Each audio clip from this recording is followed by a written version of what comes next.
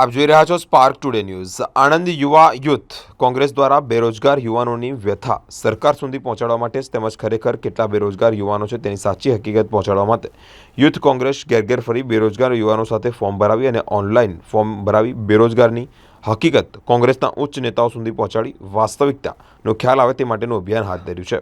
Indian youth કોંગ્રેસના પલકબેન વર્માએ જણાવ્યું હતું, આણંદ જિલ્લા યુથ કોંગ્રેસના પ્રમુખે પણ જણાવ્યું હતું, ત્યારે 2014માં મોદી સરકારે દર વર્ષે 2 કરોડ યુવાનોને રોજગારી આપવાની ખાતરી પણ આપી હતી। ત્યારે પેપરો ફૂટી જતાં જ જે યુવાનો છે તેઓના ભવિષ્ય સાથે છેડા કરવામાં આવી રહ્યા છે। મારું નામ ડૉક્ટર પલક વર્મા છે અને હું ભારતીય યુવા કોંગ્રેસની રાષ્ટ્રીય મહાસચિવ અને આણંદ નગરપાલિકા વોર્ડ નંબર 6ની કાઉન્સિલર છું। આજની પ્રેસ કોન્ફરન્સ શું મુદ્દો? સાહેબ, જેમ આપને ખબર હશે કે રાહુલ ગાંધીજી ભારત જોડો ન્યાય યાત્રા કરી રહ્યા છે અને જનતાના મુદ્દા આવ્યા છે ને એમાં અમે લોન્ચ કરી રહ્યા છે રોજગાર દો ન્યાય દો એક કેમ્પેન। ઘણા બધા યુવા સાથી છે જેમને રોજગાર નથી મળ્યો અને 10 વર્ષ પૂર્વ જ્યારે ભાજપની સરકાર આવી હતી એમને વાયદો કર્યો હતો ભારતના યુવા સાથીઓને કે દર વર્ષે 2 કરોડ રોજગાર આપશે, એટલે 10 વર્ષમાં 20 કરોડ રોજગાર આપવાના હતા, પરંતુ એ રોજગાર જનતાને નથી મળ્યા અને ઉલટા નોટબંધીના કારણે રોજગાર ગયા છે। જે પ્રાઇવેટ સેક્ટરમાં હતા એ રોજગાર ગયા છે। વેકન્સીઝ છે ગવર્મેન્ટ સેક્ટરમાં પણ એ વેકન્સીની ભરતી પણ પૂરી નથી થઈ રહી।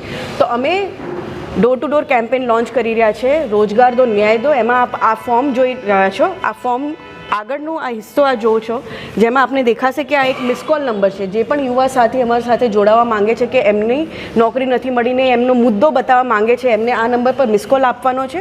હું રિપીટ કરીશ, નંબર 8860812345 અને અહીંયા બારકોડ પણ આપ QR કોડ જોઈ શકો છો, એ સ્કેન પણ કરી શકે છે। એમાં એક ફોર્મ ઓપન થશે અને આ ફિઝિકલ ફોર્મ છે જેમાં આપ નીચે જોઈ રહ્યા છો, આમાં પહેલાં યુવા સાથીની જે માહિતી છે એ લખવામાં આવશે અને આ પાછળ જોઈ રહ્યા છો આ જે ઉપરનો ફોર્મેટ છે એ અમે ફાડીને યુવા સાથીને આપવાના છે। આ લેટર છે રાહુલજી દ્વારા એમને, અને એ કયા મુદ્દા પર ફોકસ કરવા માંગે છે, કયા મુદ્દા પર ફોકસ કરવા માંગે છે એના ઓપ્શન્સ આપ નીચે જોઈ રહ્યા છો। તો એ વ્યક્તિગત રૂપે યુવા સાથી અમને બતાવશે અને આ ડેટા અમારું ઓલ ઓવર ઇન્ડિયા પર કલેક્ટ થશે અને એ મુદ્દાના કલેક્શન જે પર્સન્ટેજ પ્રમાણે હશે અમારી લીડરશિપ એ પ્રમાણે આ મુદ્દાઓ ઉઠાવશે અને જો તક મળશે તો આ યુવા સાથીઓને ન્યાય આપશે। અપાવવાનો તો પ્રયાસ પૂરો કરીશું જ, પણ ન્યાય નહીં મળે ત્યાં સુધી આ લડાઈ અમે લડવાના છે।